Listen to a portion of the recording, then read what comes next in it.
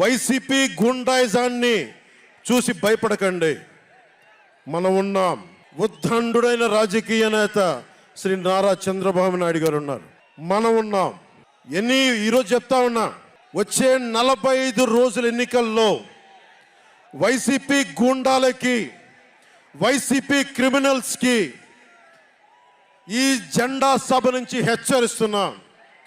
మీరు మా సభల మీద కానీ, మా నాయకుల మీద కానీ, తెలుగు తమ్ముళ్ళ మీద కానీ, జనసేన సైనికుల మీద కానీ, వీర మహిళల మీద కానీ, తెలుగు మహిళల మీద కానీ, సామాన్య ప్రజల మీద కానీ వైసీపీ గుండాలు దాడి చేస్తే, భయపడితే, బెదిరిస్తే నేను ఈ రోజున మీకు మాటిస్తున్నాను, వైసీపీ గుండాలకి మక్కెలు ఇరగొట్టి మడత మంచంలో పెడతాం, మర్చిపోకండి.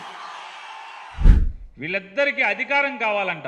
పవన్ కళ్యాణ్కి చంద్రబాబుకి వీరిద్దరికీ అధికారం కావాలంట. ప్రజలకైతే ఏమన్నా మేలు చేయటాకైతే కాదు, ప్రజలకి మేలు చేయటానికి కాదంట.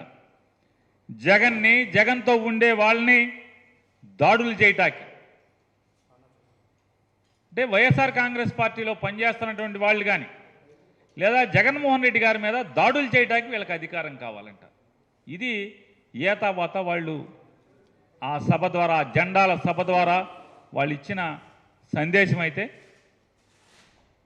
కనీసం 2014 నుంచి 19 దాకా చంద్రబాబు నాయుడు, పవన్ కళ్యాణ్ ఇద్దరి ప్రభుత్వం ఇద్దరూ కలిసి అధికారంలో ఉండగా రైతులకు, మహిళలకు, విద్యార్థులకు, నిరుద్యోగ యువతకు, బీసీలకు, ఎస్సీలకు, ఎస్టీలకు, మైనార్టీలకు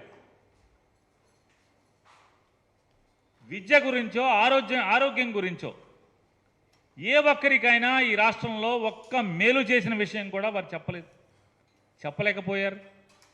ఈ రాష్ట్రానికి 5 ఏళ్ళు అధికారాన్ని ఇస్తే, పవన్ కళ్యాణ్కి, చంద్రబాబు నాయుడు గారికి ఇద్దరికి కలిసి అధికారాన్ని ఇస్తే ఒక్కటంటే ఒక్కటి ఈ రాష్ట్రానికి మేలేమన్నా చేశారంటే ఒక్క మాట కూడా చెప్పలేకపోయారు.